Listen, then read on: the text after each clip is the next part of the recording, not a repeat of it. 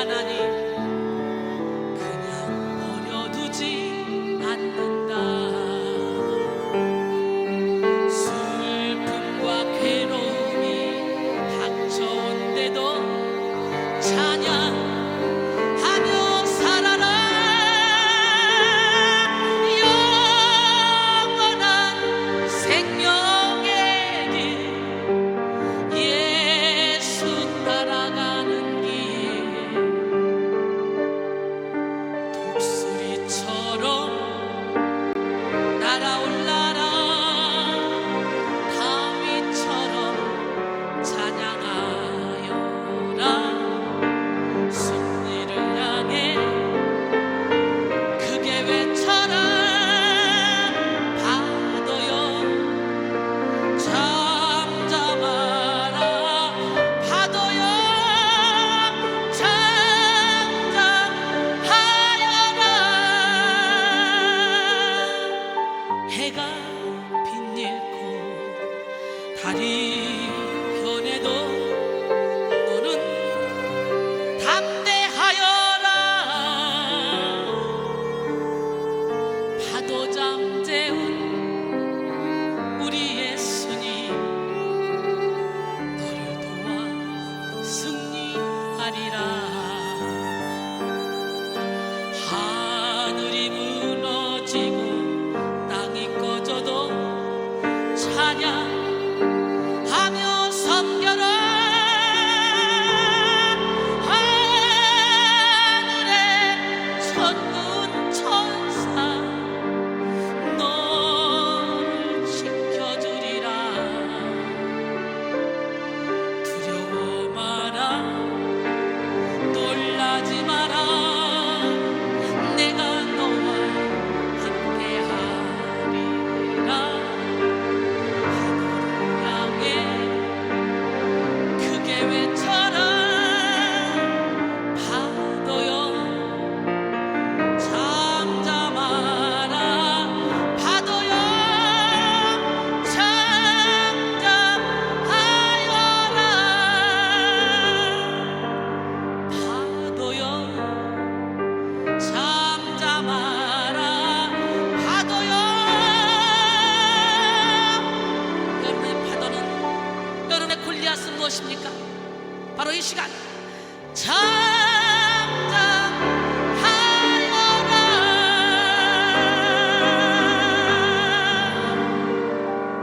할렐루야.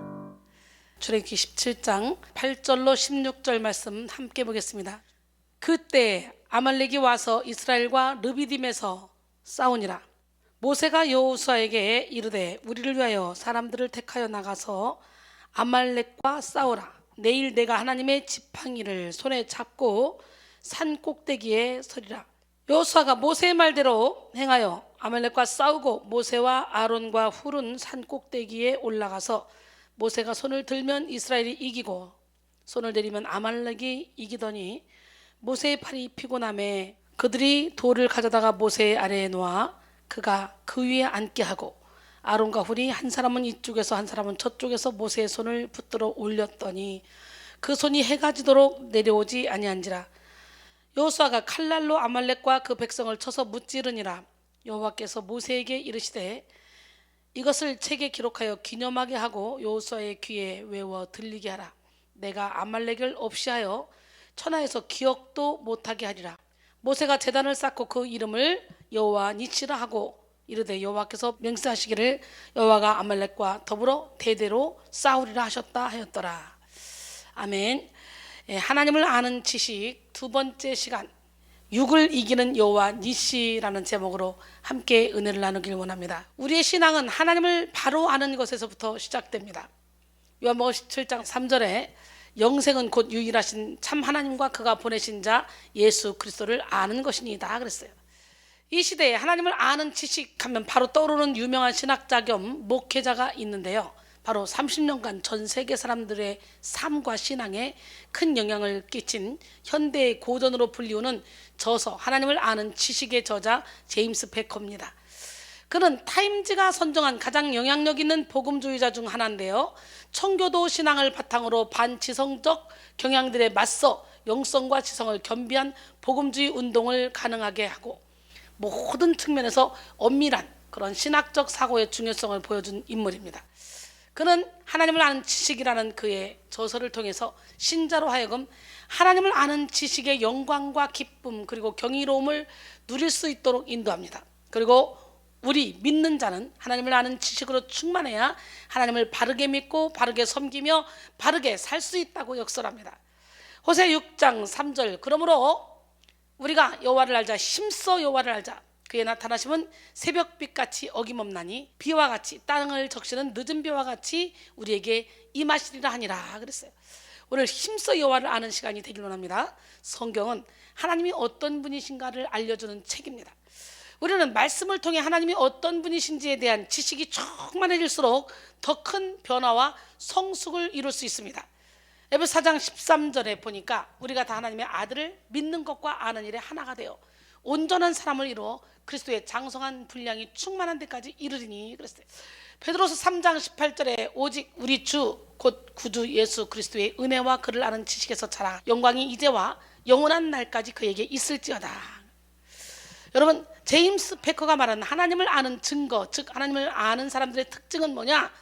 먼저 하나님을 아는 사람들은 하나님을 위한 엄청난 열정을 갖고 있다.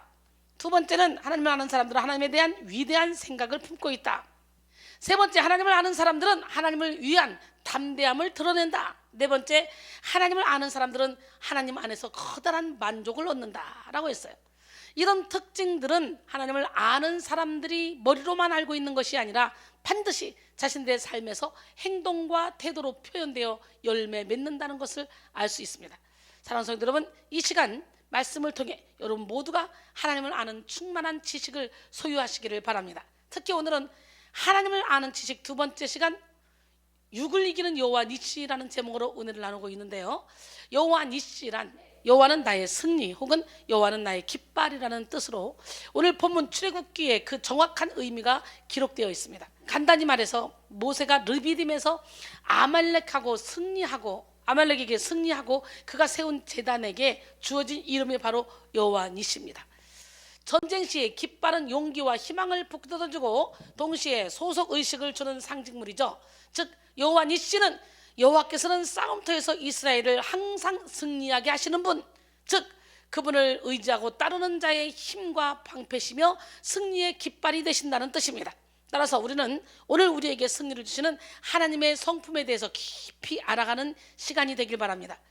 오늘 본문은 출애굽한 이스라엘 백성들이 처음으로 치른 르비딤 전투에 대한 기록입니다. 이스라엘 사람들은요, 오랜 노예 생활 끝에 기적 같은 출애굽을 지나 약속의 땅 가나안을 향해 나아가는 길이었습니다. 아마 그들은 애굽만 떠나온다면 불행 끝, 행복 시작이라고 생각했을지도 몰라요. 그러나 하나님께서 약속하신 가나안 땅을 향해 나아가는 길에는 이들이 예상하지 못했던 고통의 사건들이 참 많이 기다리고 있었습니다. 오늘 본문 바로 이전에도 이들의 여정 속에 물이 없음으로 인한 목마름의 고통을 만난 사건이 기록되어 있죠. 이렇게 어수선한 상황 가운데서 아말렉의 공격으로 인한 뜻하지 않은 전쟁을 치르게 되는데요. 그러나 이들이 인식하지 못했을 뿐 사실 이들에게 있어서 전쟁은 축복의 땅, 가나안 땅을 차지하기 위한 필수 코스로서 결코 피할 수 없는 필수 과정이었습니다. 출애굽해서 가나안을 향해 나아가는 이스라엘의 여정은 엄밀한 의미에서 전쟁을 위한 출정이고 진군이었어요. 이스라엘이 만난 아말렉은 이스라엘의 천적으로 항상 결정적인 순간에 나타나 이스라엘을 괴롭혔던 존재들입니다. 지피지기면 백전백승이라는 말이 있듯이 전쟁의 승리를 위해 우리는 먼저 적에 대해 잘 알아야 됩니다. 이스라엘의 대적 아말렉은 야곱의 쌍둥이 형인 에서의 후손입니다. 창세기 36장 12절에 에서의 아들 엘리바스의 첩 딥나는 아말렉을 엘리바스에게 낳았으니, 즉 에서의 손자가 바로 아말렉이에요. 쌍둥이로 태어났잖아요, 야곱과. 그래서 쌍둥이가 처음부터 그 관계가 좋지 않았어요. 야곱과 에서 처음부터 쌍둥이가 발꿈치를 잡고 나왔잖아. 그렇듯이 그 후손 역시 끝까지 원수지간이 되었어요. 축복권 빼앗고 장자권 빼앗았던 이 야곱, 에서 원수지간인데 그 후손도 마찬가지였어요. 에서의 후손은 유목 생활을 하며 약한 부족이나 대상을 약탈하며 살았는데요. 그들은 당시 광야 일대에서 샘터와 오아시스, 목초지를 장악하고 세력을 크게 떨치고 있었습니다. 이들은 모두 강인하게 훈련된 전사들이었죠. 그런데 이 강한 전사인 아말렉과 이제 막 출애굽해서 전혀 전쟁할 준비가 되어 있지 않은 이스라엘이 르비딤에서 전쟁을 치른 것입니다. 이스라엘 백성들이 가나안을 정복하기 위해 나가는 길에는 수없이 많은 대적들이 기다리고 있었습니다. 이들은 수많은 적과의 전쟁을 치르고 이긴 후에야 비로소 가나안 땅을 차지할 수 있었어요. 이와 마찬가지로 우리의 신앙생활은 영적 전쟁입니다. 특히 우리가 성령을 받고 십자가의 길을 가기로 결단한 그 순간부터 본격적인 영적 전쟁이 시작됩니다. 이 전쟁은 하나님께서 우리에게 허락하신 영적 가나안을 취하기 위해 결코 피할 수 없는 코스입니다. 우리 또한 이 영적 전쟁을 치르고 이긴 후에야 하나님께서 허락하신 영적 가나안을 차지할 수가 있습니다. 따라서 우리는 이 전쟁을 필사적으로 싸워서 반드시 이겨야만 합니다. 디모데전서 6장 12절에 믿음의 선한 싸움을 싸우라, 영생을 취하라, 이를 위하여 내가 부르심을 받았고 많은 증인 앞에서 선한 증언을 하였도다 그랬어요. 우리는 날마다 직면하는 영적 전쟁에서 승리하기 위해서 이 전쟁의 실체에 대해서 좀 더 구체적으로 파악할 필요가 있습니다. 오늘 본문에서 이스라엘이 만난 대적 아말렉이라는 이름은 말라크와 아인의 합성어인데요. 이 이름의 뜻은 골짜기에 사는 자라는 뜻으로 영적으로 볼 때 우리는 은밀한 곳에 숨어서 생명길을 가려고 하는 우리를 공격하고 때로는 강력하게 지배하는 것은 반드시 부서져야 할 육의 속성이에요. 육의 속성. 즉 인간이 원래 가지고 있던 본성적 육의 속성을 뜻하는 거예요. 결국 오늘 본문 속에서 일어난 영적 전쟁의 의미는 우리 속에 제거되어야 될 육의 속성들과의 싸움이라는 거죠.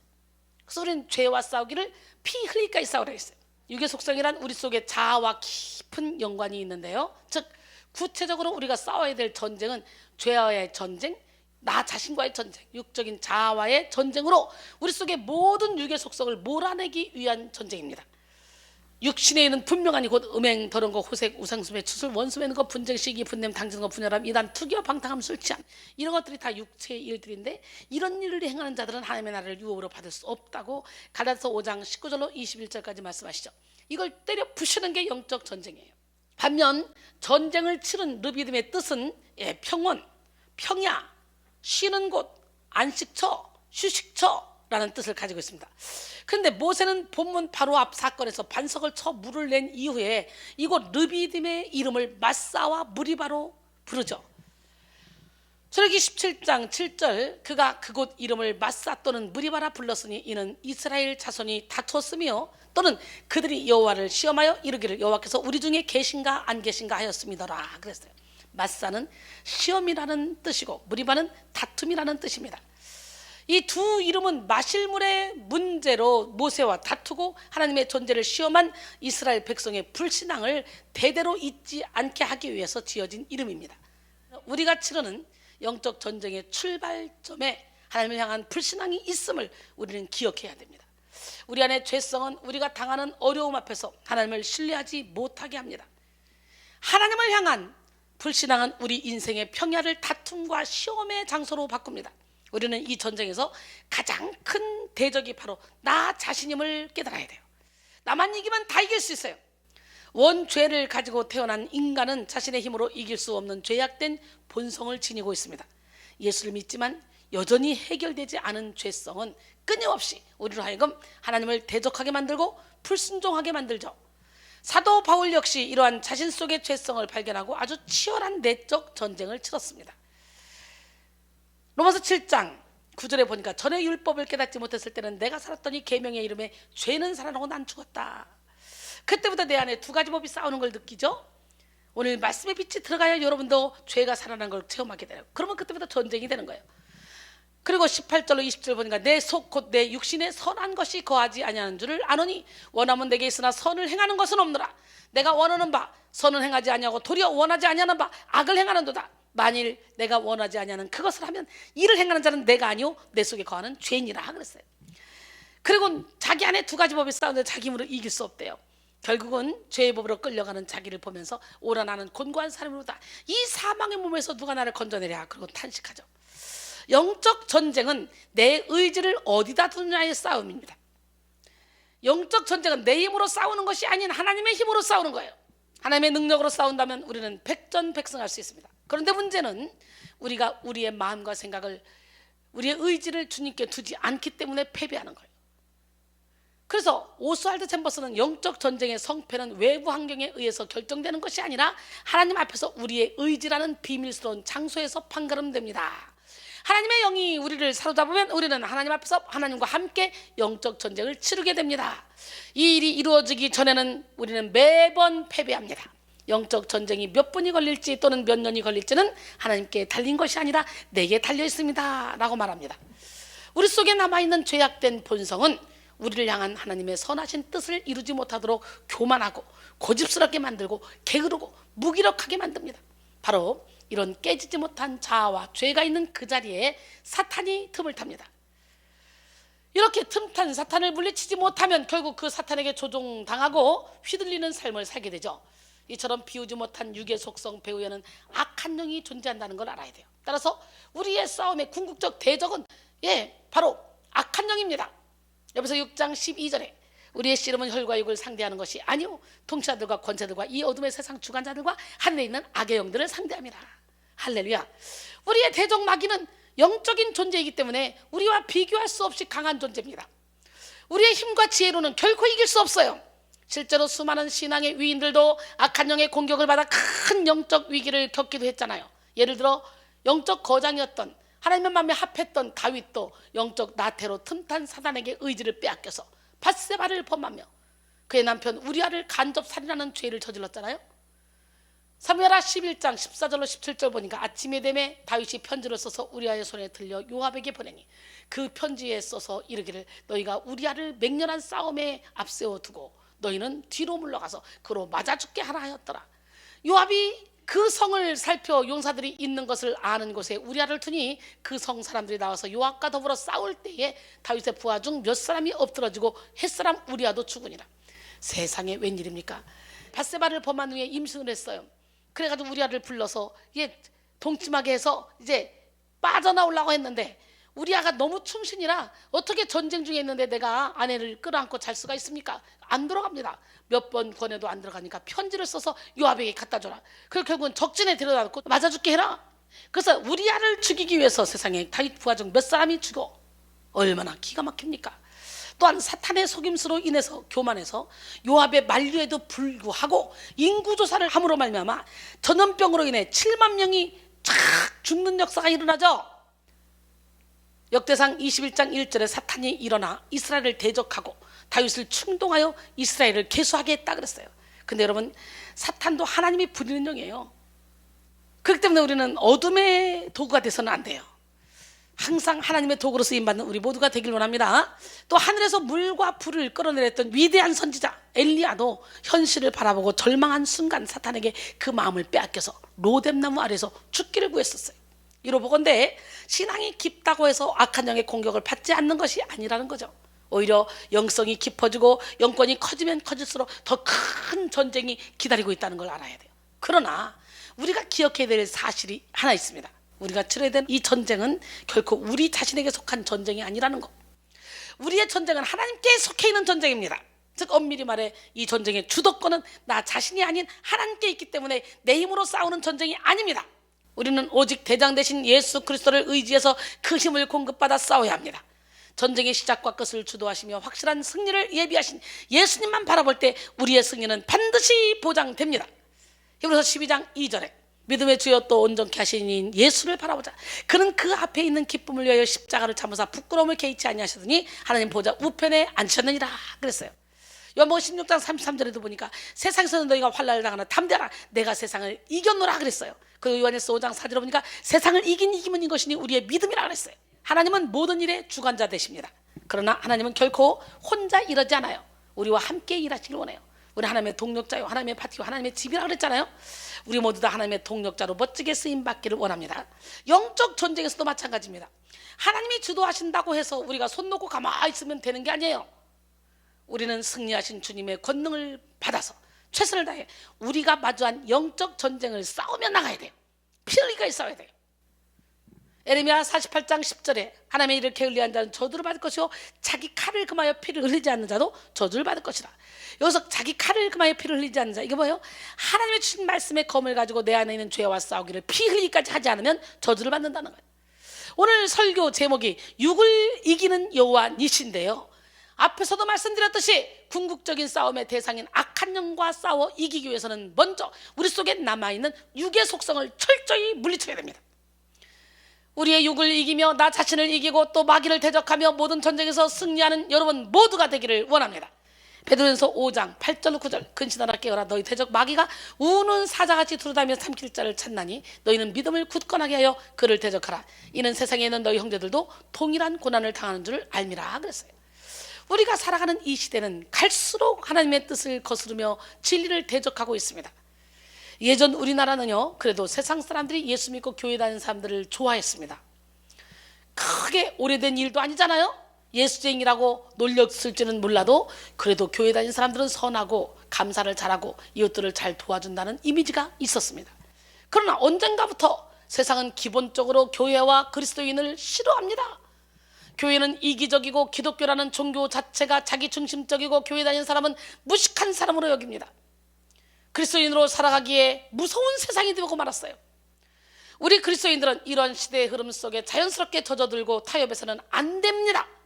더욱 깨어 시대를 분별하며 연어와 같이 오히려 이 악한 세대를 거슬러 진리의 빛을 나타내는 기적의 주인공들이 돼야 돼요. 연어는 회귀 본능을 가지고 있는데요, 원래 연어는 민물에서 태어나 어느 정도 자란 후에 바다로 내려가서 살아갑니다. 그들은 넓고 깊은 바다를 마음껏 휘저으며 살다가 3, 4년 정도 지나면 산란기가 되어서 본능적으로 자신의 고향인 민물로 돌아갑니다. 나야가라 폭포에는 연어가 살지 않습니다. 그런데 어느 어류학자가 미시시피 강으로 산란하러 올라오는 연어를 잡아다가 나야가라 폭포 위쪽의 강물에서 산란하도록 했습니다. 그래서 그곳에서 연어의 치어가 태어났고 그 치어들은 대서양에서 자랐습니다. 어류학자의 관심은 대서양으로 간 연어 치어들이 나야가라 폭포 쪽으로 올라오느냐는 것이에요. 몇 년 후 연어들은 산란의 때가 되자 어김없이 나야가라 폭포 밑에 나타났습니다. 그리고 나야가라 폭포 위로 점프하기 시작했어요. 나야가라 폭포가 세계에서 가장 거세고 거대한 폭포임에도 불구하고 연어들은 계속해서 도전했습니다. 점프에 실패해 주둥이가 깨지고 아가미가 터져 피가 났지만 포기하지 않았어요. 연어는 사생결단하여 마침내 나야가라 폭포를 거슬러 올라갔습니다. 그것이 연어의 고향이었기 때문입니다. 하나님은 저와 여러분을 통해 놀라운 꿈과 소망을 품고 계십니다. 우리의 고향은 어디예요? 저 하늘이죠. 그 하늘에는 눈물도 없어요. 슬픔도 없어요. 그 하늘에는 아픔도 없어요. 주님이 예비하신 그 하늘을 바라보며 우리 함께 찬양합시다. 저 하늘에는 눈물이 없네. 거기는 슬픔도 없네. 저 하늘에는 눈물이 없네. 거기는 승리만 있네. 고통은 모두 다 사라져버리고 영광만 가득 차겠네. 우리의 주님과 나 함께 있을 때 영원한 기쁨 넘치네. 저 하늘에는 눈물이 없네. 거기는 기쁨만 있네. 저 하늘에는 눈물이 없네. 거기는 찬송만 있네. 세상의 근심은 사라져버리고 영광만 가득 차겠네. 우리의 주님과 함께 있을 때는 영원한 기쁨 있겠네. 저 하늘에는 눈물이 없네. 거기는 즐거움 있네.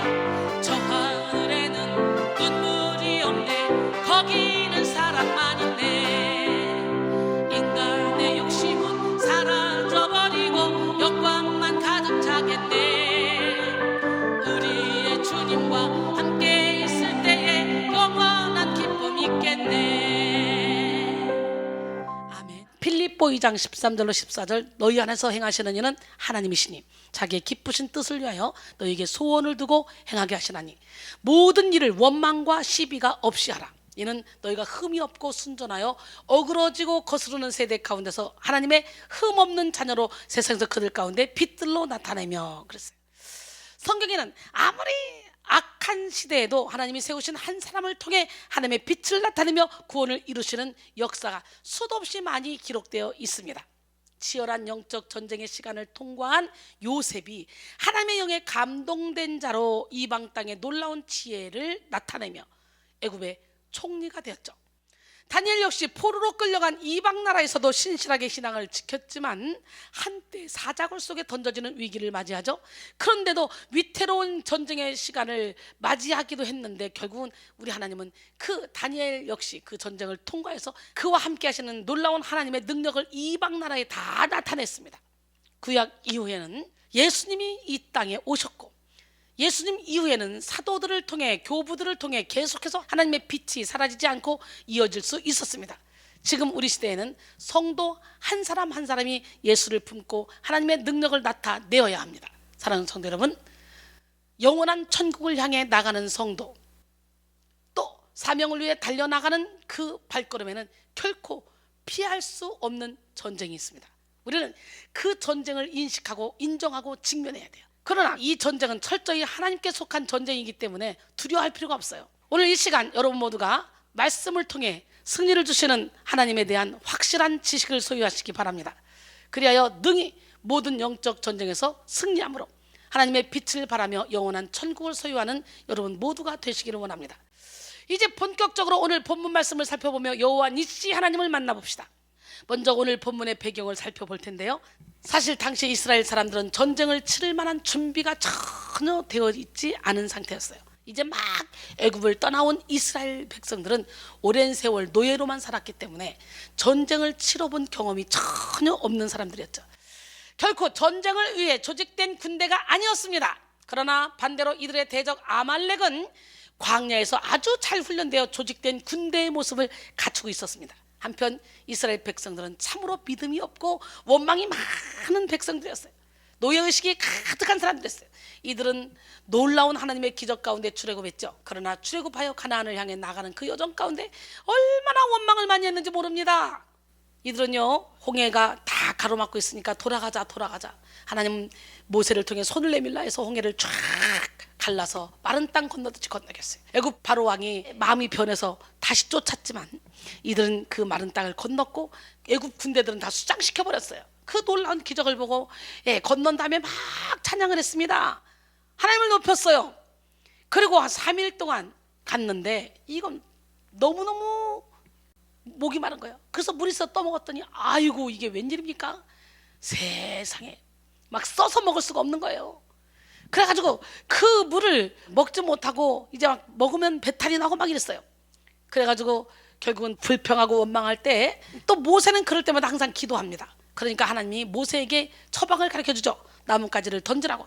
결국은 나뭇가지를 확 던졌더니 쓴물이 단물이 됐어요. 그걸 먹고 그리고 거기서 말씀을 주죠. 우리 하나님이 출애굽기 15장 26절에 나 여호와는 치료의 여호와니라고. 내 말을 듣고 내 명령대로 따르고 내 법대로 살아가기만 하면 나는 너희를 치료할 거다. 그런 언약을 줬어요. 그리고 엘림으로 인도했죠. 풍성한 오아시스가 있는. 그러다가 이제 광야길로 가던 중에 거기서 오늘 본문 말씀 나오기 전에 다시 이제 물이 안 나오는 역사가 일어나. 그러니까 또 불평하죠. 이 사람들은 아주 불평을 달고 사는 사람들이에요. 처음에는 떡과 고기가 없다고 원망했고 또 물이 없다고 원망했습니다. 특히 이 물이 없다고 원망하는 장면이 바로 오늘 본문 바로 앞에 나오는 말씀입니다. 출애굽기 17장 3절로 8절 거기서 백성이 목이 말라 물을 찾으매 그들이 모세에게 대하여 원망하여 이르되 당신이 어찌하여 우리를 애굽에서 인도해 내서 우리와 우리 자녀와 우리 가축이 목말라 죽게 하느냐. 모세가 여호와께 부르짖어 이르되 내가 이 백성에게 어떻게 하리이까. 그러니까 백성들이 원망하면 원망할수록 모세는 무조건 기도합니다. 그들이 조금 있으면 내게 돌을 던지겠나이다. 여호와께서 모세에게 이르시되 백성 앞을 지나서 이스라엘 장로들을 데리고 나일강을 치던 내 지팡이를 손에 잡고 가라. 내가 호렙산에 있는 그 반석 위 거기서 내 앞에 서리니 너는 그 반석을 치라. 그것에서 물이 나오리니 백성이 마시리라. 모세가 이스라엘 장로들의 목전에서 그것을 행하니라. 그가 그곳 이름을 마사 또는 무리바라 불렀으니 이는 이스라엘 자손이 다투었으며 또는 그들이 여호와를 시험하여 이르기를 여호와께서 우리 중에 계신가 안 계신가 하였음이더라. 그때 아말렉이 와서 이스라엘과 르비딤에서 싸우니라. 이들은 하나님의 은혜와 능력을 잃어버린 채 영적 침체에 빠져 있었습니다. 우리의 영혼은 하나님의 은혜로 세상을 살아갈 수 있는 힘을 얻게 됩니다. 하지만 원망하는 마음, 하나님에 대한 불신은 우리 안에 역사하시는 하나님의 능력을 제한해버리죠. 이처럼 당시 이스라엘 백성들은 육적으로 보나 영적으로 보나 전혀 무장되지 않은 상태였습니다. 그런데 문제는 전혀 준비되지 못한 이때의 원수의 공격을 받게 되었다는 사실이에요. 여기서 우리는 사탄의 계략을 간파해야 됩니다. 우리의 원수 마귀는 우리의 연약함을 누구보다도 잘 알고 있습니다. 아말렉은 이스라엘 백성들이 안정되지 못하고 물이 없어 피곤하며 또 원망하며 그 마음이 약해져 있는 그때에 공격했습니다. 악한 마귀 역시 우리의 연약해진 틈을 결코 놓치지 않죠. 마치 동굴의 왕궁 속에 사자나 치타 같은 맹수가 뒤에 처진 약한 동물을 잡아먹듯이 악한 마귀는 우리가 틈을 주면 와서 여지없이 우리를 영혼을 가로채갑니다.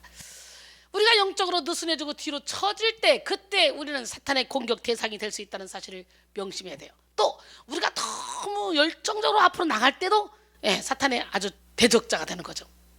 그래서 우리는 정신 차려서 깨어서 근신해서 말씀 앞에 순종해야 돼. 주님 말씀하시면 내가 나가겠습니다. 주님 뜻이 아니면 내가 멈춰 서겠습니다. 끝까지 주님의 말씀대로 살아야 돼요. 너희가 육신대로 살면 반드시 죽을 것이로되 영으로서 몸의 행실을 죽이면 살리니 무릇 하나님의 영으로 인도함을 받는 사람은 곧 하나님의 아들이라. 로마서 8장 13절로 14절은 말씀하시죠. 우리 모두 하나님의 영으로 인도함을 받는 삶을 살기를 원합니다. 사탄은 처음부터 거대한 공격으로 찾아오지 않아요. 광명의 천사로 아름다운 옷을 입고 다가와요. 또 아주 작은 생각을 가지고 찾아와요. 큰 생각을 가지고 찾아오면 금방 내가 알아채리겠죠. 먼저 작은 생각, 예를 들어 불신의 생각, 부정적인 생각, 또 염려와 걱정, 두려움, 원망의 생각 등을 통해서 슬며시 들어옵니다. 그래서 조금씩 영적인 힘을 소진시키죠. 오늘 본문 속 이스라엘 백성들 역시 아말렉과 싸우기 이전부터 그 마음을 사탄에게 내어주고 있었습니다. 이처럼 영적으로 무장되지 못한 이스라엘에게 예고 없이 닥친 전쟁은 이들을 무척 당황하게 했고 매우 절박한 위기 속으로 몰아넣었습니다. 그러므로 우리는 영적 긴장감을 가지고 항상 깨어서 전쟁을 준비해야 됩니다. 준비되고 무장된 사람에게 있어서 전쟁은 결코 위기가 아닙니다. 오히려 더 큰 승리를 맛보는 축복의 기회입니다. 그런데 여러분, 오늘 본문 속 이스라엘 사람들은 전혀 준비되지 못한 상태로 누가 봐도 전쟁에서 패할 수밖에 없는 운명이었습니다. 그러나 놀랍게도 오늘 본문 속 이스라엘 백성들은 마지막에 놀라운 역전의 승리를 거두게 되어서 여호와 니시 하나님을 찬양했습니다. 분명히 패할 수밖에 없었던 이 전쟁에서 승리하게 된 비결을 지금부터 함께 알아보겠습니다. 여러분 모두가 그 승리의 비결을 배우시고 날마다 승리의 계가를 부르는 기적의 주인공들이 되기를 원합니다. 승리의 하나님 여호와 니시를 경험하게 하기 위해 먼저 내 이론을 전적으로 내려놓고 순종했던 여호수아를 본받아야 돼. 오늘 본문 출애굽기 17장 9절에 모세가 여호수아에게 이르되 우리를 위하여 사람들을 택하여 나가서 아말렉과 싸우라. 모세는 수많은 사람 중에 특별히 여호수아를 지목해서 아말렉과 싸우라고 명령했습니다. 그렇다면 모세가 선택한 여호수아는 어떤 사람이었을까요? 여호와는 구원이시다 라는 이름의 뜻을 갖고 있는데요, 본문에서 처음으로 이스라엘의 군사 지도자로 언급되고 있습니다. 여호수아는 우리가 잘 알고 있는 가나안의 12정탐꾼 사건에서 믿음의 보고를 했던 두 사람 중 한 사람이죠. 10명이 불신의 말, 부정적인 보고를 할 때 여호수아 갈렙만이 긍정적인 보고를 했잖아요. 민수기 14장 6절로 8절 그 땅을 정탐한 자 눈의 아들 여호수아와 여분의 아들 갈렙이 자기들의 옷을 찢고 이스라엘 자손의 온 회중에게 말하여 이르되 우리가 두루 다니면서 정탐한 땅은 심히 아름다운 땅이라. 여호와께서 우리를 기뻐하시면 우리를 그 땅으로 인도하여 들이시고 그 땅을 우리에게 주시리라. 이는 과연 젖과 꿀이 흐르는 땅이니라 그랬어요. 이런 믿음의 바탕을 가진 여호수아는 훗날 모세의 후계자로 지목되었고 가나안 땅 정복을 진두지휘하는 이스라엘의 영웅적 지도자의 자리에 서게 되었죠. 그러나 그 이전의 여호수아에게 더 익숙한 직함은 모세의 시종, 즉 모세의 수종자였습니다. 여호수아 1장 1절에 여호와의 종 모세가 죽은 후에 여호와께서 모세의 수종자 눈의 아들 여호수아에게 말씀하여 이르시되, 그죠? 시종, 수종자. 여호수아는 40년이란 광야 생활 가운데 모세의 몸종과 같이 모세를 섬기던 자였습니다. 그는 철저히 40년간의 모세의 뒤를 따라다니며 겸손히 모세를 섬겼습니다. 결코 한순간도 모세 곁을 떠나지 않았던 순종의 사람, 충성된 사람. 모세는 회막을 떠나나 여호수아는 그 회막을 끝까지 지켰던 사람입니다. 여러분, 2인자 노릇을 잘 할 때 1인자가 될 수 있는 거예요. 하나님은 이 순종과 충성을 다 보고 계셨고 모세 역시 알고 있었습니다. 하나님은 재능 있는 자, 지식 있는 자보다 순종하는 자를 통해 당신의 일을 이루어 가십니다. 작은 일에 충성된 자에게 큰 일을 맡기시죠. 마태복음 25장 20절로 21절 보니까 5달란트 받았던 자는 5달란트를 더 가지고 와서 이르되 주인이여 내게 5달란트를 주셨는데 보소서 내가 또 5달란트를 남겼나이다. 그 주인이 이르되 잘하였도다 착하고 충성된 종아 내가 적은 일에 충성했음에 내가 많은 것을 내게 맡기리니 내 주인의 즐거움에 참여할지에다. 2달란트 가진 자도 2달란트를 남겨서 갖고 와서 말했을 때 이렇게 칭찬을 받았어요. 똑같이. 오늘 본문 속에도 여호수아의 철저한 순종과 충성의 모습이 나타납니다. 오늘 본문 출애굽기 17장 10절에 여호수아가 모세의 말대로 행하여 아말렉과 싸우고 이를 직역하면 그리고 여호수아는 모세가 그에게 말한 대로 행하였다 입니다. 여기서 행하여에 해당하는 와이아스는 계속적 용법으로 사용되어 여호수아가 모세의 말을 듣고서 곧바로 그의 말대로 행하였음을 보여주고 있습니다. 또한 뭐뭐 같이, 뭐뭐처럼, 뭐뭐대로라는 뜻을 지닌 카헤르가 사용되어 여호수아가 모세의 말한 그대로 준행하였음을 나타냅니다. 그런데 앞에서도 말씀드렸듯이 이스라엘 백성은 이 전투를 치를 만한 능력이나 기술을 전혀 갖추지 못한 상태였습니다. 조금만 계산해봐도 승산의 가능성이 전혀 없는 싸움이었는데 여호수아가 모세의 말을 따라 즉각 전쟁터에 나갔다는 것은 굉장한 일이죠. 그의 믿음과 용기 그리고 순종의 크기를 보여주는 단적인 모습입니다. 만일 그에게 하나님에 대한 믿음이 없었다면 결코 순종할 수 없는 일이었을 거예요. 아주 노예의식만 가득했던 사람들, 노예로만 살던 사람들이 무슨 전쟁을 치러 그 엄청나게 단련된 이 아말렉과 어떻게 싸울 수가 있겠냐고. 오랫동안 2인자는 1인자에 오르지 못한 실패한 리더의 한 부류로 평가받지만 사실 2인자는 1인자에 못지않은 존재감을 가졌고 때로는 1인자 이상의 역량을 보여주는 일이 많이 있습니다. 자연스레 사회도 이러한 2인자에 대해 주목하기 시작했고 사람들은 이른바 2인자 리더십에 대해 연구하기 시작했습니다. 2인자와 1인자의 본질적 차이는 서열이 아니라 역할의 차이라는 점이 강조되었습니다. 그렇다면 2인자의 역할은 무엇이고 어떤 자질을 갖춰야 하는 것일지 여기에 대한 관심이 높아졌는데요. 리더십 분야의 세계적 권위자 데이비드 히런과 워런 베니스가 말하는 2인자를 위한 10가지 조언에는 다음과 같은 항목이 있습니다. 너 자신을 알아야 된다. 리더를 바로 알아야 한다. 큰 충돌을 피하라. 1인자에게 진실을 말하라. 1인자가 가장 필요로 하는 것을 스스로 알아서 훌륭히 수행하라. 영혼을 팔거나 개인 생활을 망치지 말라. 따르기도 하고 이끌기도 해라. 제자리에 머무를 때를 알라. 물러날 때를 알라. 성공의 개념을 정립하라 그랬어요. 모세 곁에서 늘 모세를 따라다니며 섬겼던 여호수아와 같이 능력의 선지자 엘리야 곁에는 항상 엘리사가 있었습니다.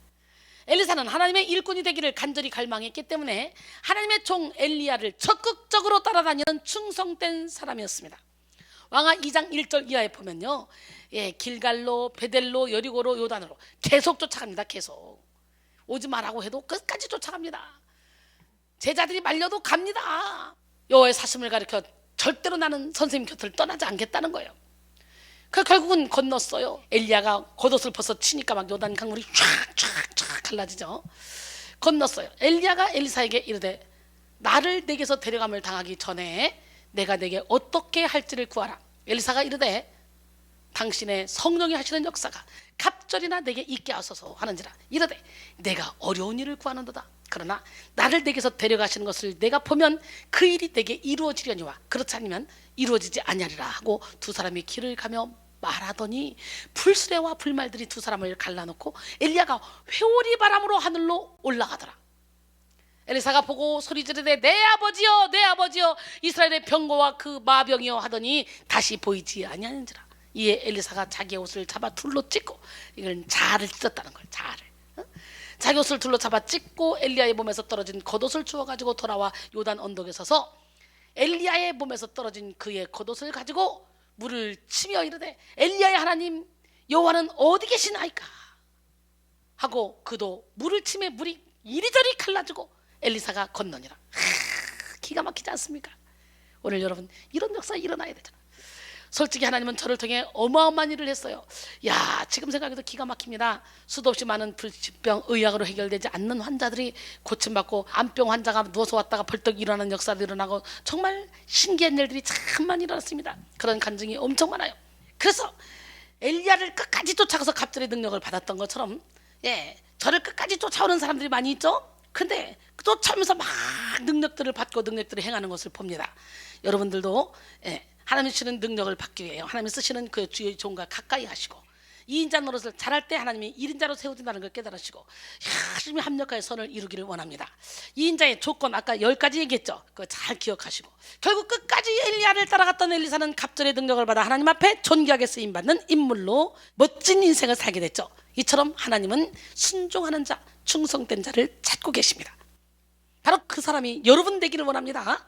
마태복음 4장 18절로 20절, 갈릴리 해변에 다니시다가 두 형제 곧 베드로라 하는 시몬과 그 형제 안드레가 바다에 그물 던지는 걸 보시니 그들은 어부라. 말씀하시되 나를 따라오라. 내가 너희를 사람을 낚는 어부가 되게 하리라 하시니 그들이 곧 그물을 버려두고 예수를 따르니라. 야, 그들도 대단하죠.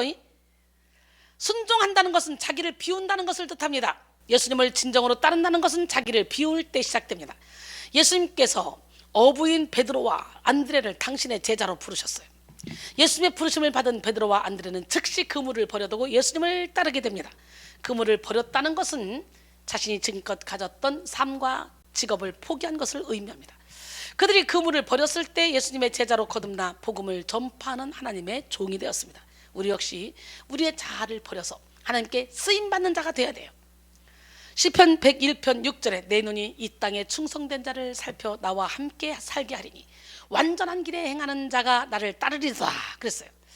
중국 선교를 위해 크게 쓰임받은 허드슨 테일러는 원래 무력했고 연약했던 사람입니다. 먼 훗날 테일러의 기도가 완전히 응답받고 선교부의 개척자들이 중국 내륙 지방 깊숙이까지 들어가 방방곡곡 전도를 하고 있을 때 스코틀랜드 교회 소속의 한 지도자는 테일러에게 다음과 같이 말했습니다.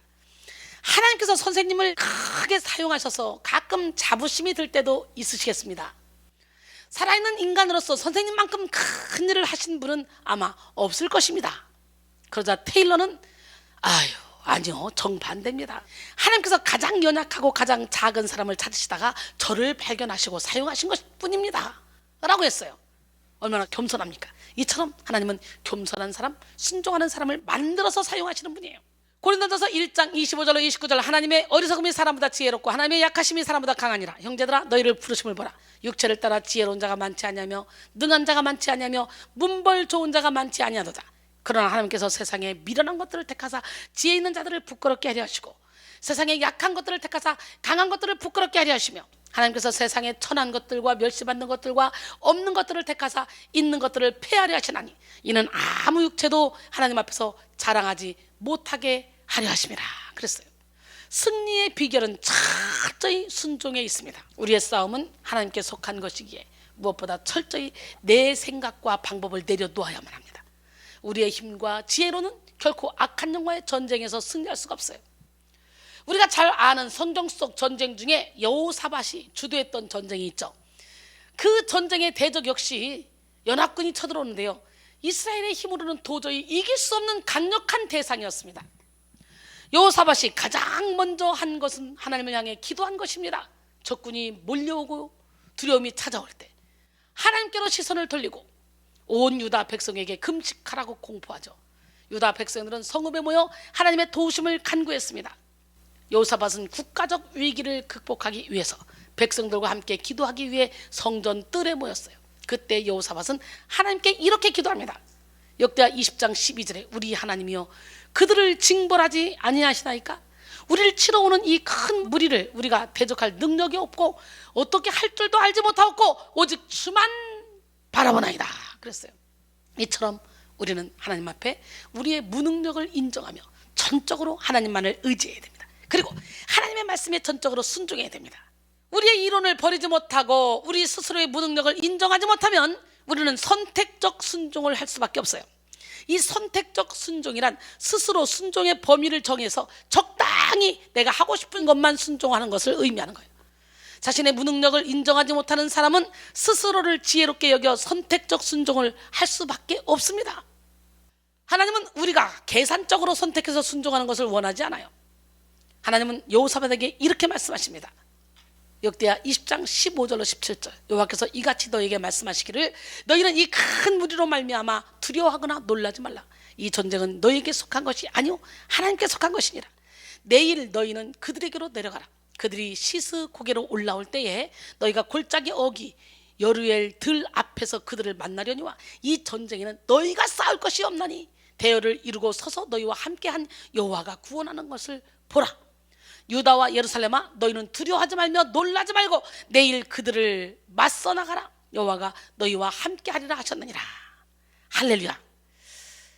하나님께 속한 전쟁은 오직 하나님의 영으로 하나님의 방법으로만 싸워야 합니다. 그래야 승리할 수 있어요. 여호사밧 왕은 하나님의 말씀 앞에 자신의 모든 이론과 생각, 두려움까지 다 내려놨습니다. 그리고 그 말씀에 전적으로 승리하여 완전한 승리를 취하게 되죠. 역대하 20장 21절로 23절, 백성과 더불어 의논하고 노래하는 자들을 택하여 거룩한 예복을 입히고 군대 앞에서 행진하며 여호와를 찬송하여 이르기를 여호와께 감사하세 그의 인자하심이 영원하도다 하게 하였더니 그 노래와 찬송이 시작될 때에 여호와께서 복병을 두어 유다를 치러 온 암몬 자손과 모압과 세일산 주민들을 치게 하심으로 그들이 패하였으니 곧 암몬과 모압 자손이 일어나 세일산 주민들을 쳐서 진멸하고 세일 주민들을 멸한 후에는 그들이 서로 쳐 죽였더라. 하나님의 방법은 희한하죠. 자기들끼리 싸워서 끝나게 만들어요. 오늘 시간 여러분의 모든 이론과 생각을 십자가에 못 박으시기 바랍니다. 영적 전쟁은 오직 영적인 방법으로만 싸워야 승리할 수 있습니다. 오늘 본문 속 여호수아와 같이 철저히 순종하는 것이 바로 영적인 방법입니다. 순종함으로 영적 전쟁에서 승리하는 우리 모두가 되기를 바랍니다. 두 번째, 모든 전쟁의 주도권을 가지신 하나님께 생명 걸고 기도한 모세를 본받아야 돼요. 오늘 본문 9절에 내일 내가 하나님의 지팡이를 손에 잡고 산 꼭대기에 서리라. 여기서 말하는 하나님의 지팡이는 뱀으로 변하기도 했고 애굽에 재앙을 내릴 때 쓰이기도 했죠. 그 다음에 홍해의 기적을 일으킬 때도 썼죠. 그럴 때 사용했던 도구입니다. 모세가 자신의 지팡이를 하나님의 지팡이라고 부른 이유는 하나님께서 다시 한번 권능을 발휘해 주실 것을 믿었기 때문이에요. 한마디로 이 지팡이는 하나님의 권능을 상징하며 모세가 이 지팡이를 손에 잡았다는 것은 하나님의 권능을 붙잡았다는 것을 의미하기도 합니다. 모세는 이처럼 자신의 하나님의 권능을 의지하여 기도할 것을 약속하며 그의 종 여호수아를 전쟁터에 보냈던 것이죠. 참으로 모세는 이 모든 싸움의 주권이 하나님께 달려있다는 사실을 알고 있었던 사람입니다. 드디어 여호수아는 하나님의 지팡이를 손에 잡고 모세가 산으로 올라간 사이에 어떻게 여호수아는 전쟁터에 나갔어요. 야, 대단하지 않아요? 여호수아도 가라겠다고 갑니까? 가면 아무런 힘도 없는데, 아무런 무기도 없는데 진짜 기가 막히죠. 그때 선생님이 하라니까 시키는 대로 종 노릇한 거야. 시종 노릇한 거야. 그리고 모세는 산 꼭대기에 섰습니다. 오늘 본문 10절로 11절, 모세와 아론과 훌은 산 꼭대기에 올라가서 모세가 손을 들면 이스라엘이 이기고 손을 내리면 아말렉이 이기더니, 모세는 혼자 산 꼭대기에 올라가지 않았어요. 아론과 훌이라는 두 명의 동력자가 함께 올라갔어요. 이순이에게 하나님이 혼자 놔두지 않고 신정이와 한지를 항상 둘 붙여놨어요. 모세는 전쟁이라는 중요한 국가 안위 문제를 다룸에 있어서 동력의 지혜를 보여주고 있습니다. 예수님도 최후 십자가를 지시기 전 겟세마네 동산에 올라 기도하실 때 베드로, 야고보, 요한을 함께 데려가시기도 했었죠. 이제 모세는 생명을 건 기도의 투항을 시작합니다. 본문 11절을 직역하면요, 그리고 모세가 그의 손을 들 때 그것이 발생했다 인데요, 여기서 모세가 손을 든 행위는 바로 기도를 의미합니다. 즉 모세가 하나님께 기도하는 그 순간에는 이스라엘이 이 싸움에서 우세했다는 말이에요. 또한 손을 내리면 할 때 내리면 여기에 해당하는 야니아흐는 쉬게 하다라는 의미로서 손을 들어 하나님께 기도하는 것을 멈추고 쉬었다는 뜻인데요, 즉 모세가 기도를 멈추고 쉴 때에는 원수 아말렉이 싸움에서 우세했다는 거죠. 우리는 이 말씀을 통해 기도가 얼마나 중요한 영적 전투의 무기인지를 알 수가 있어요. 하나님은 모세의 기도를 통하여 이 전쟁을 친히 이끌어 가고 계셨습니다. 따라서 여호수아가 직접 몸으로 싸우고 있는 그 전쟁터가 아니라 모세가 손을 들고 있는 기도의 산 꼭대기가 바로 전쟁의 최전방이었다는 거예요. 이게 이해가 갑니까, 여러분? 생명을 건 모세의 기도는 하나님의 권능을 끌어내렸고 결국 아말렉과의 전쟁에서 대승리를 거두게 했습니다. 남북 전쟁 당시에 많은 백성들이 서로를 죽이는 위험 속에서 어떻게 나라의 앞길이 전개될지 몰라 불안함 가운데 있었습니다. 당시 배우였던 제임스 머도크라는 사람이 있었어요. 그가 백악관에서 하루를 보내게 되었는데 한밤중에 이상한 소리가 대통령 집무실에서 나는 거예요. 마룻바닥에 무릎을 꿇고 자신의 무능을 눈물로 고백하며 백성과 나라를 위해 하나님께 눈물로 고백하는 아브라함 링컨이 있었습니다. 그는 그날 이후에 링컨의 눈물과 기도에 확신을 얻고 결코 두려워하지 않는 확신 속에서 자신의 모든 주위의 사람들에게 담대하게 승리의 확신을 외칠 수 있었다고 합니다. 워싱턴에 가면 링컨이 애용하던 성경이 보관되어 있는데요, 그 성경 속에 여기저기 막 손때에 이겨져 손가락에 눌린 그런 자국이 있어요. 여러 번 같은 장소를 손가락으로 눌려서 생긴 자국입니다. 그것이 어딘 줄 알아요? 시편 34편 4절입니다. 내가 여호와께 구하매 내게 응답하시고 내게 모든 두려움에서 나를 건지시리로다. 이 믿음이 여러분에게 있기를 원합니다. 이처럼 링컨은 그의 생애 가운데 만나는 어려움의 위기마다 하나님께 부르짖었고 그 결과 놀라운 승리의 삶을 살게 되었습니다. 링컨 한 사람의 생명을 건 기도를 통해 하나님은 그 나라를 지키시고 선하신 하나님의 뜻대로 인도해 주신 것이죠. 하나님은 이처럼 기도를 통해 확실한 전쟁의 승리를 허락하십니다. 따라서 영적 전쟁을 치르고 있는 우리에게 가장 필요한 것이 바로 생명을 건 기도의 투항입니다. 앤드류 머레이는 하나님의 자녀는 기도로 모든 것을 정복할 수 있다, 사탄이 교인들에게서 이 무기를 빼앗거나 그것의 사용을 제지하려고 최선을 다하는 것은 이상한 일이 아니다 라고 했습니다. 이엔 바운저는 우리의 기도는 지칠 줄 모르는 힘과 거부될 수 없는 인내와 꺾여지지 않는 용기로 강하게 구해야 한다 라고 했어요.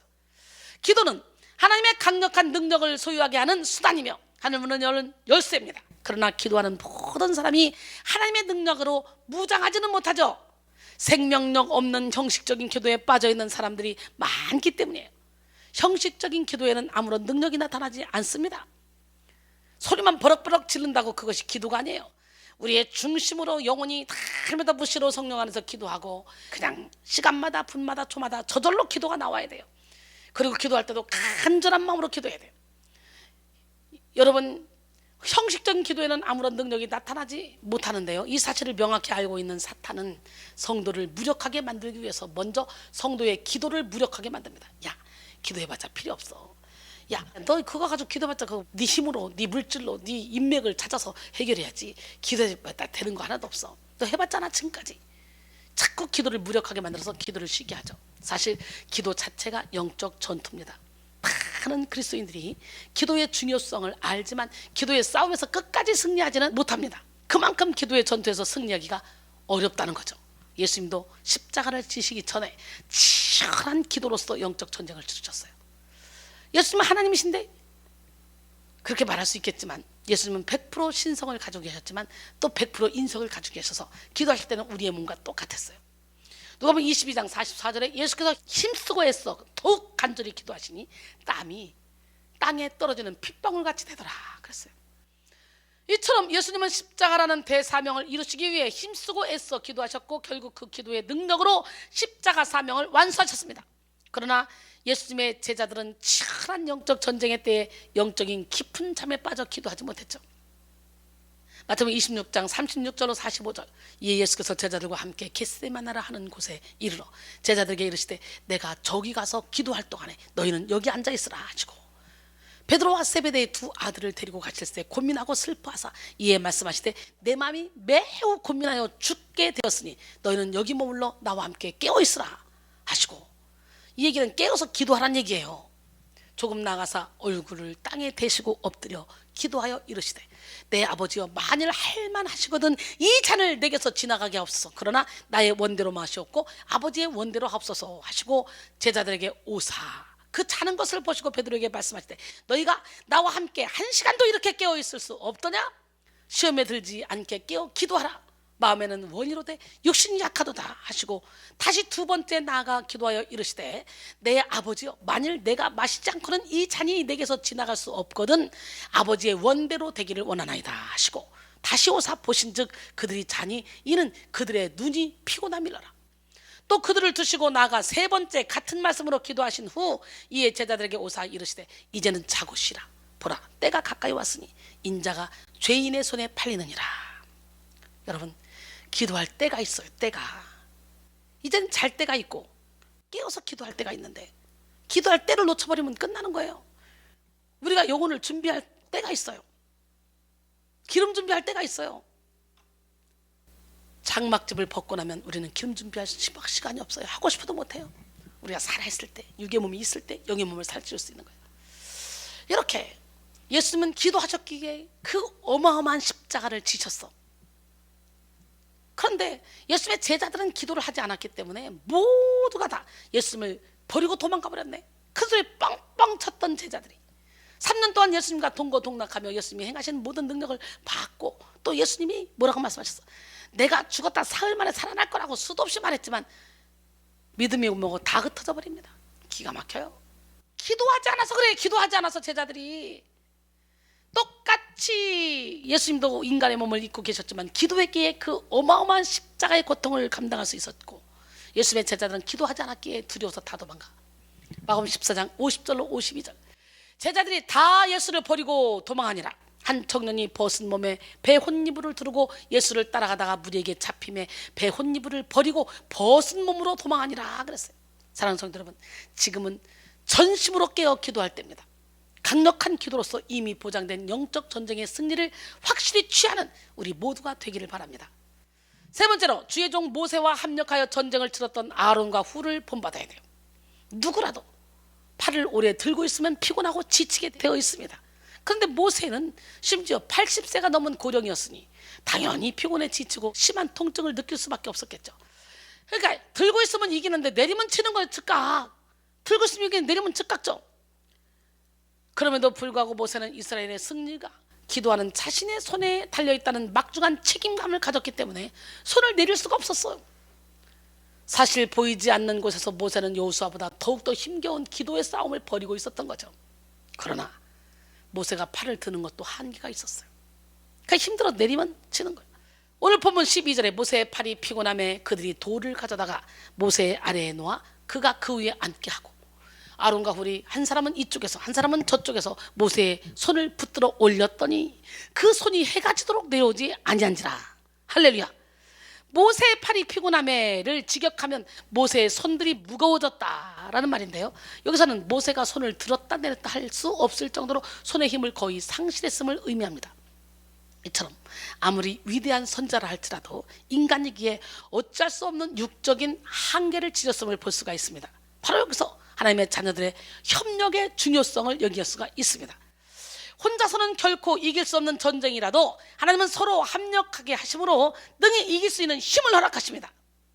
하나님은 지칠 수밖에 없는 모세를 보필하도록 아론과 훌을 예비하셨습니다. 아론과 훌은 아말렉과의 전쟁을 승리로 이끄는 핵심이 모세의 기도의 손에 있음을 확실히 알았습니다. 따라서 이들은 가장 우선적 과제가 모세의 손을 내려오지 않도록 붙잡는 것임을 인식했습니다.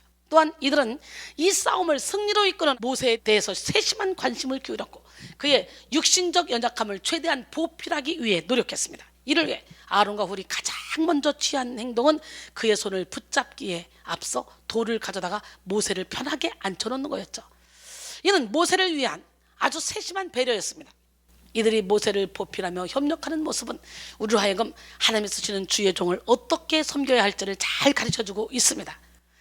히브리서 13장 17절에 너희를 인도하던 자들에게 순종하고 복종하라. 너희를 인도하는 자들에게 순종하고 복종하라. 그들은 너희 영혼을 위하여 경성하기를 자신들이 청산할 자인 것 같이 하느니라. 그들로 하여금 즐거움으로 이것을 하게 하고 근심으로 하게 하지 말라. 그렇지 않으면 너희에게 유익이 없느니라 그랬어요. 갈라디아서 6장 6절에 보니까 가르침을 받는 자는 말씀을 가르치는 자와 모든 좋은 것을 함께 하라 그랬어요. 하나님께서는 이제껏 제가 생명 걸고 주의 일에 헌신하는 가운데 아론과 훌과 같은 협력자들을 참 많이 붙여줬습니다. 제가 날마다 말씀 준비와 사역에 올인할 수 있도록 여러 방면의 조력자들을 허락하셨는데요, 저는 너무 세력을 많이 써서요, 머리를 하려고 이렇게 올리면 이 양쪽 팔이요 무거워서 떨어져 나가는 것 같은 거예요. 그래서 한동안 이걸 못 올려가지고 내 머리를 우리 사역자들이 말아주게 됐고, 지폐를 확 하고 진액을 빼고 목욕탕에 가면 머리 감으려고 이렇게 하면 손이 안 올려져요. 그래서 아론과 훌 같은 사람이 내 머리까지 감겨주고, 핸드백을 들을 힘이 없어요. 그래서 옆에서 꼭 핸드백을 들어주고, 이러면서 아론과 훌을 하나님이 많이 붙여놓으셨어요. 또 설교 후에 막 이 불이 나는 팔 뒤꿈치를 풀어주기 위해서 설교 끝나고 내려가면 바로 물수건에다가 팔 풀어주는 아론과 훌 등등 수많은 아론과 훌이 있습니다. 운전해주는 아론과 훌 등등, 하나님이 이렇게 붙여줘서 함께 이 사역을 이루어가게 하십니다.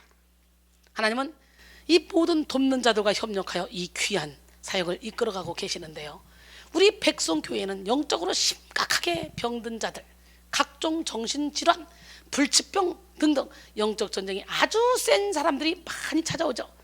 하나님은 이처럼 영적으로 연약하여 스스로 영적 전쟁을 이길 수 없는 자들을 저와 우리 사역자들이 함께 합력하여 돕게 하시는데요, 실제로 수많은 사람들이 이곳 백성교회에 와서 주님의 은혜로 영적 결박이 풀어지고 영적 전쟁에서 승리하는 기적을 경험했고 또 경험하고 있습니다.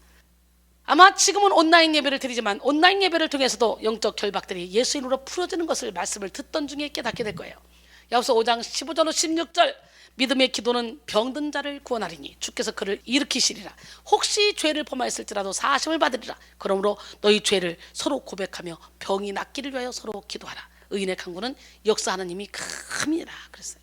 마가복음 16장 17절로 18절, 믿는 자들에게 이런 표적이 따르니 곧 그들이 내 이름으로 귀신을 쫓아내며 새 방언을 말하며 뱀을 집어올리며 무슨 독을 마실지라도 해를 받지 아니하고 병든 사람에게 손을 얹은즉 나으리라 하시더라. 여러분, 하나님은 저에게 이 말씀을 주시고 나가 세계 선교하라 그랬어요. 결국은 이 말씀을 가지고 세계 선교할 때 저를 통해 이 역사가 그대로 다 일어났습니다. 그럼 여기서 무슨 독을 마실지라도 해를 받지 않는다, 이게 뭡니까 하나님? 그랬더니, 야 진짜 독을 먹으면 죽지 안 죽겠냐? 그게 아니라 너를 향해 찔러오는 것이 독이야. 그냥 억울하게 누명을 씌우고 거짓으로 거슬러 악한 말을 하고, 그리고 환경이 찔러와 물질이 찔러와 사람이 찔러와 이 찔러오는 것들이 독인데 너는 나를 믿음으로 아무 해를 받지 않지 않니? 라고 말씀하시더라고. 진짜 어느 순간부터 제가 아무런 해를 받지 않는 거예요. 누가 우리를 그리스도의 사랑에서 끊으리요? 환난이나 공고나 박해나 기근이나 적신이나 위험이나 칼이나 사망이나 생명이나 천사들이나 권사자들이나 현재이나 장래이나 능력이나 높음이나 기쁨이나 다른 어떤 피조물도 우리를 그리스도 예수 안에 있는 하나님의 사랑에서 끊을 수 없느니라 고백한 사도 바울의 고백이 바로 저의 고백입니다. 신기하잖아요. 하나님은 협력하게 하시는 영입니다. 그러나 하나님의 영이 머물지 않는 곳에는 경쟁심과 질투심이 가득해서 하나 되지 못할 뿐만 아니라 아주 분열이 일어나고 혼란만 일어납니다. 야고보서 3장 14절로 16절, 그러나 너희 마음속에 독한 시기와 다툼이 있으면 자랑하지 말라. 진리를 거슬러 거짓말하지 말라. 이러한 지혜는 위로부터 내려온 것이 아니요 땅의 것이요 정욕의 것이요 귀신의 것이니 시기와 다툼이 있는 곳에는 혼란과 모든 악한 일이 있음이라 그랬어요.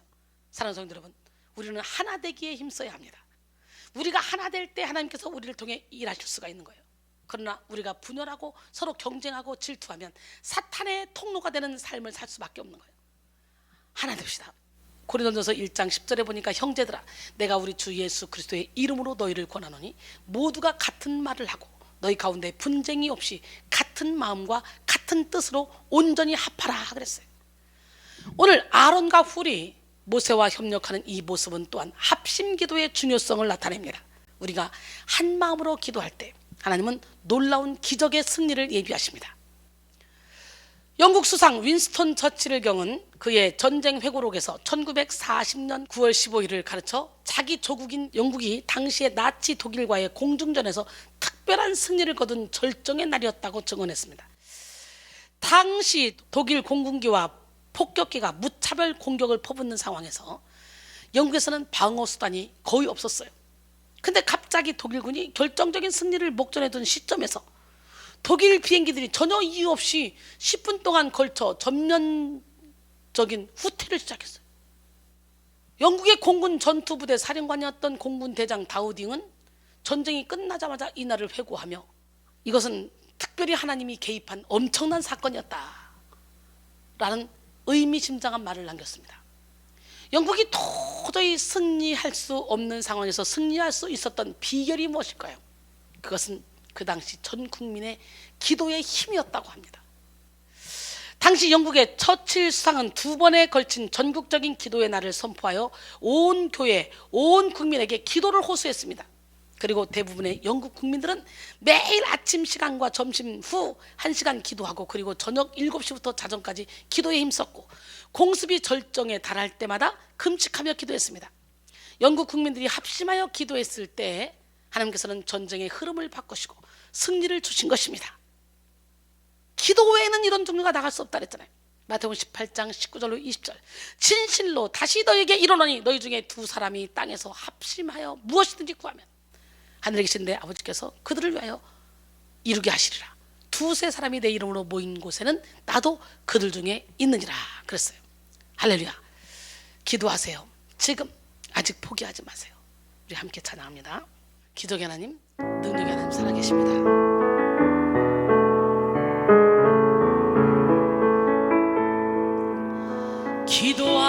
기도하세요. 지금 아직 포기하지 마세요. 주님 앞에 무릎 꿇고 간절하게 기도해 보세요.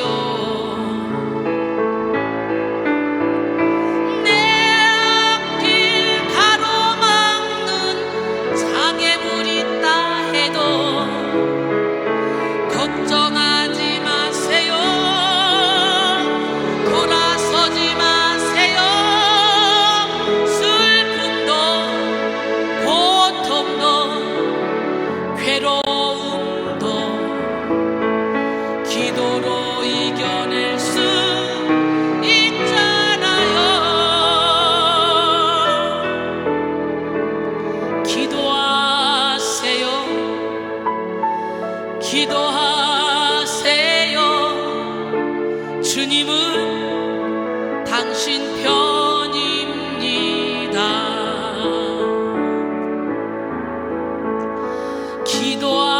기도하세요. 지금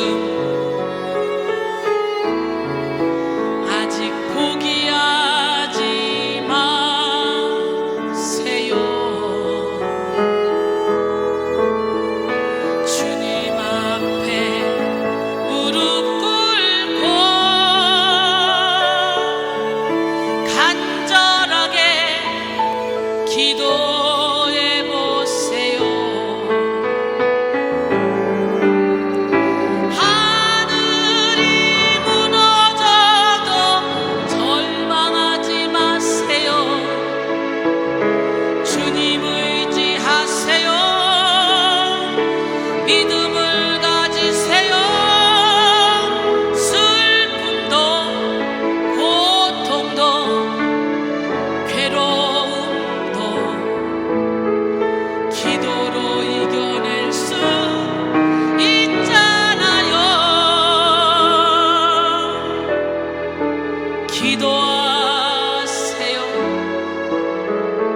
기도하세요.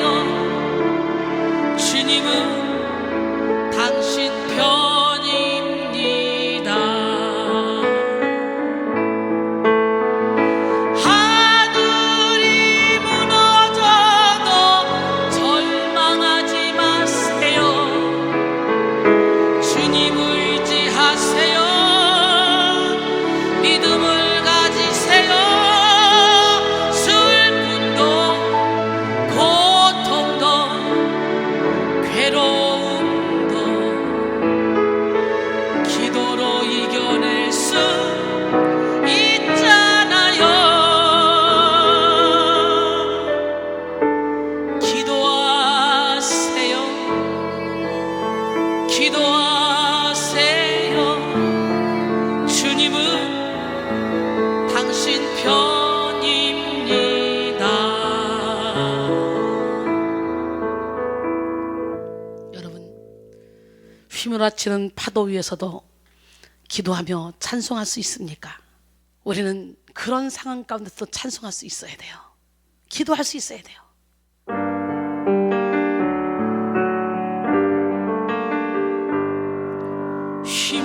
휘몰아치는 파도 위에서 찬송할 수 있는가? 죽음의 파도 출렁거려도 너는 찬양할 수 있는가? 잔잔한 바다 위로 순풍을 타고 찬양하지 못할까? 이 바람 몰아칠 때 누굴 의지하나? 기도하며 감사하며 기도하며 찬양하여라. 파도를 향해 명령하여라. 파도여 잠잠하라. 파도여 잠잠하여라.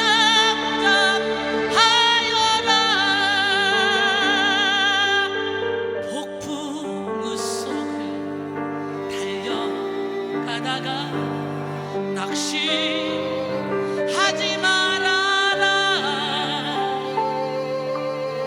늘 지키시는 너의 하나님 그냥 버려두지 않는다. 슬픔과 괴로움이 닥쳐온데도 찬양하며 살아라. 영원한 생명의 길 예수 따라가는 길 독수리처럼 날아올라라. 다윗처럼 찬양하여라. 승리를 향해 크게 외쳐라. 파도여 잠잠하라. 파도여 잠잠하여라. 해가 빛잃고 달이 변해도 너는 담대하여라. 파도 잠재운 우리 예수님 너를 도와 승리하리라. 하늘이 무너지고 땅이 꺼져도 찬양하며 섬겨라. 하늘의 천군 천사 너를 지켜주리라. 두려워 마라. 놀라지 마라. 내가 너와 함께하리라. 파도를 향해 크게 외쳐라. 파도여 잠잠하라. 파도여 잠잠하여라. 파도여 잠잠하라. 파도여. 여러분의 파도는, 여러분의 골리앗은 무엇입니까? 바로 이 시간 잠잠하여라.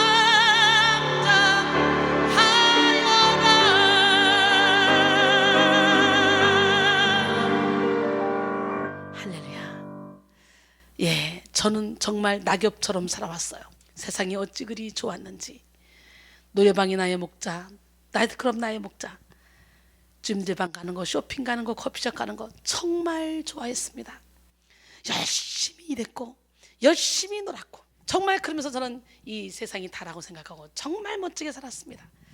도대체가 교회 가서 할렐루야 하는 사람들 보면 이해가 안 갔어. 이해가. 그런데 제가 이제는 아예 365일 24시간을 하나님께 내드리며 할렐루야 아줌마가 되어버렸어요. 할렐루야 아줌마. 야, 머리 이렇게 하니까 할렐루야 아가씨 같잖아요. 예, 우리 신랑 회갑 기념으로 사진을 찍었는데 이렇게 해서 찍었더니 젊게 나오더라고요. 그래서 한번 이렇게 해봤어요. 예뻐요? 지금 여러분 안방에서 웃고 계시는 것 같아요. 이거 보이는 것 같아. 웃고 계시는 것이. 오늘 아말렉과 싸운 르비딤 전투는 여호수아의 철저한 순종과 모세의 강력한 기도, 그리고 모세를 보필했던 아론과 훌의 합력을 통해 완벽한 승리를 이루었어요. 오늘 본문 출애굽기 17장 13절 여호수아가 칼날로 아말렉과 그 백성을 쳐서 무찌르니라. 여기서 쳐서 무찌르니라 여기에 해당하는 할라쉬는 그가 완전히 패배시켰다라는 의미를 가집니다. 이스라엘이 아말렉을 완전히 패배시킬 수 있었던 것은 모세의 손이 해가 질 때까지 내려오지 않았기 때문이에요. 실질적으로 나가서 싸운 건 여호수아인데 하나님은 모세의 기도를 통해 일하셨다는 거지. 다시 말해 여호와 하나님이 이들과 함께 하셨기 때문이에요. 출애굽기 17장 14절로 16절 여호와께서 모세에게 이르시되 이것을 책에 기록하여 기념하게 하고 여호수아의 귀에 외워 들리라. 내가 아말렉을 없이 하여 천하에서 기억도 못하게 하리라. 모세가 제단을 쌓고 그 이름을 여호와 니시라 하고 이르되 여호와께서 맹세하시기를 여호와가 아말렉과 더불어 대대로 싸우리라 하셨다 하였더라. 여호와 니시. 모세가 여호와 니시 즉 여호와는 나의 깃발이시다 라고 말했는데요. 예, 우리 이스라엘의 군대는 여호와가 대장 되시는 군대이며 그를 의지하여 싸우는 군대다라고 선포한 것입니다. 또한 아말렉과의 싸움에서 승리할 수 있었던 것은 전적으로 하나님의 능력에 의한 것임을 고백하는 것이고 또 동시에 앞으로 싸울 전쟁 또한 하나님께서 함께 싸워주실 것이기 때문에 승리하게 될 것임을 선언하는 것이죠. 이스라엘 역시 아말렉과의 전쟁은 시작에 불과했습니다. 그들은 가나안을 차지하기까지 수없이 많은 대적들과 싸워야만 했습니다. 따라서 모세는 그 앞으로 싸울 전쟁에서도 승리케 하실 하나님을 소망하고 확신하며 여호와 니시의 선포를 한 거예요. 여호와 니시 우리 찬양해야 되겠죠? 오늘날 그리스도의 군사들은 승리의 상징인 십자가를 군기 삼고 대장 대신 그리스도를 따라 영적 싸움을 싸우며 나가야 됩니다. 우리의 전쟁 또한 한 번 치르고 끝나는 전쟁이 아닙니다. 그러나 오늘 우리가 배운 여호와 니시 승리를 주시는 하나님을 기억하고 그 하나님을 의지하며 나갈 때 날마다 넉넉하게 승리하게 될 줄 믿습니다. 결론적으로 오늘은 하나님을 아는 지식 두 번째 시간 6을 이기는 여호와 니시라는 제목으로 함께 은혜를 나눴어요. 여러분, 나 자신을 이기는 것이 가장 큰 거예요. 나만 이기면 모든 걸 이길 수 있습니다. 오늘 본문은 출애굽한 이스라엘 사람들이 르비딤에서 아말렉과 싸운 전투에 대한 기록이었는데요.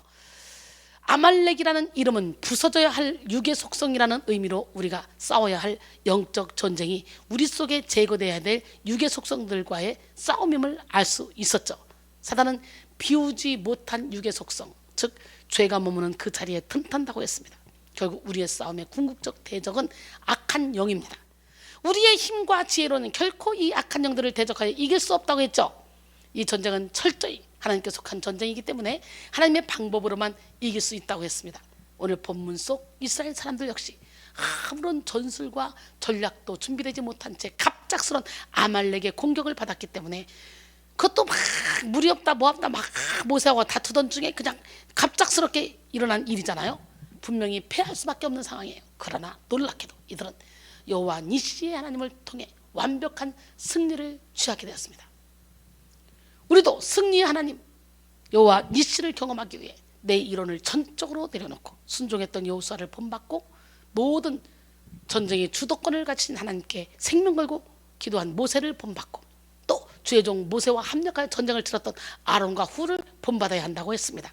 사랑하는 성도 여러분, 여러분 모두가 육을 이기는 여호와 니시 하나님을 경험하는 기적의 주인공이 되기를 원합니다. 때로는 여호수아처럼, 때로는 모세처럼, 때로는 아론과 훌처럼 합력의 선을 이루어야 돼요. 우리가 어떨 때는 내가 장미꽃이고 여러분이 안개꽃이고, 어떨 때는 내가 안개꽃이 되고 여러분이 장미꽃이 되고, 이렇게 서로가 지그재그로 함께 서로가 합력의 선을 이루어야 된다는 거예요. 할렐루야. 무엇보다 우리의 전쟁이 하나님께 속한 전쟁임을 명심하고 하나님의 방법대로 싸워 날마다 승리하길 바랍니다. 이 악하고 패역한 세대 가운데 날마다 예수 그리스도의 승리의 깃발을 흔들며 예수 그리스도의 빛을 발하는 기적의 주인공들이 되기를 주님의 이름으로 축원합니다. 아멘. 주의 진리 위에 십자가 군기 하늘 높이 들고서 우리 함께 찬양하며 찬송 중에 거하는 하나님을 온몸으로 체험하는 시간이 되기를 원합니다. 주의 진리 위에 십자가 군기 하늘 높이 들고서 주의 군사 되어 용맹스럽게 찬송하며 나가세 나가세 나가세 주 예수만을 위하여 끝까지도 다치고 싸움 걸어 나가세 군기 입어 강한지라 주의 군기 붙잡고 주의 진리 위에 기다려 받아여 싸우세 나가세 나가세 주 예수만을 위하여 목숨까지도 바치고 싸움 걸어 나가세 산과 들과 바다 가는 길마다 주의 군기 달리며 반갑고도 기쁜 승리의 소식 온 세상에 전하세 나가세 나가세 주 예수만을 위하여 목숨까지도 바치고 싸움 걸어 나가세 원수들은 이미 예수의 손에 하나 없이 패하고 주의 군기만이 영광스러운 온누리에 달리네 나가세 나가세 주 예수만을 위하여 끝까지도 바치고 싸움 걸어 나가세 나가세 나가세 오 예수만을 위하여 끝까지도 바치고 싸움 걸어 나가세. 할렐루야. 낙엽처럼 살아왔던 여러분의 인생 아닙니까? 그런데 어느 순간에 나도 모르게 내 안에서 나를 통해 대신 싸워주는 성령의 힘에 의해서 내 안에 있는 이 어둠과 영적 전쟁의 승리에서 여러분이 여기까지 오신 거 아니에요? 우리 함께 찬양합니다.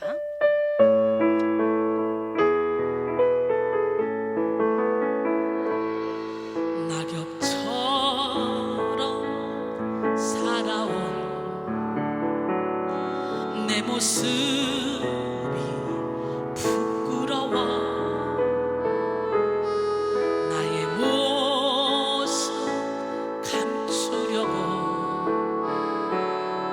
어두운 길 걸었네 교만으로 물든 이몸 내 뜻대로 살다가 지쳐서 넘어지고 견디다 못해 쓰러질 때 예수님 피 묻은 손 나를 잡아 주셨네 당자처럼 살아온 내 모습 부끄러워 나의 모습 감추려고 어두운 길 걸었네 욕심으로 물든 이몸 세상 유혹 쫓다가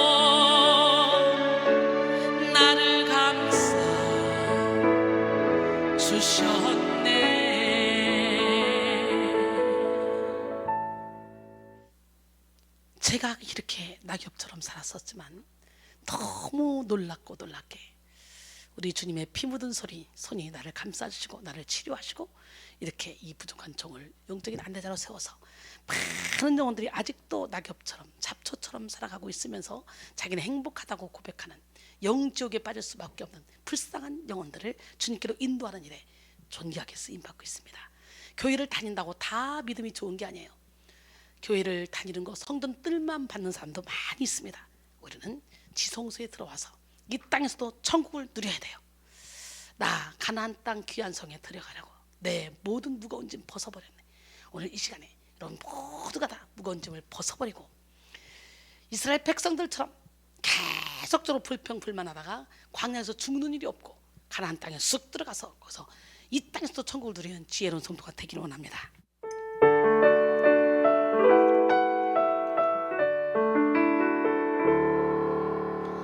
나 가나안 땅 귀한 성에 들어가려고 내 무거운 짐 벗어버렸네. 죄 중에 다시 방황할 일 전혀 없으니 저 생명 시냇가에 살겠네. 길이 살겠네. 나 길이 살겠네. 저 생명 시냇가에 살겠네. 길이 살겠네. 나 길이 살겠네. 저 생명 시냇가에 살겠네. 그 불과 구름 기둥으로 인도하시니 나 가는 길이 형통하겠네. 그 요단강을 내가 지금 건넌 후에는 저 생명 시냇가에 살겠네. 길이 살겠네. 나 길이 살겠네. 저 생명 시냇가에 살겠네. 길이 살겠네. 나 길이 살겠네. 저 생명 시냇가에 살겠네. 내 줄인 영혼 만나로서 먹여주시니 그 양식 내게 생명 되겠네.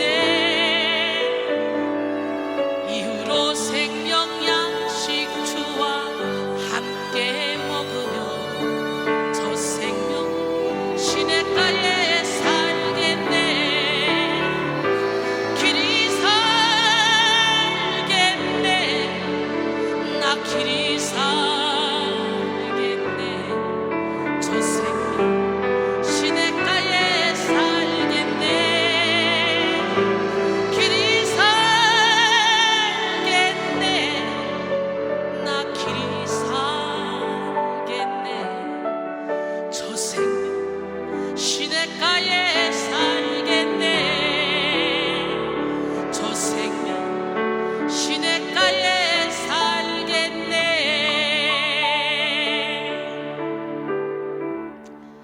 육의 속성을 다 버리고 저 생명 시냇가에 살기 위해서 나 자신을 온전히 내어드리면 내 영혼의 깊은 곳에서 막 기쁨이 샘솟아 올라옵니다.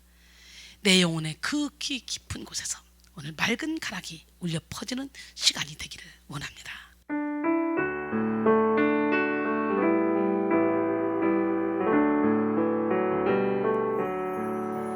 내 영혼의 그 깊은 데서 맑은 가락이 울려나네. 하늘 곡조가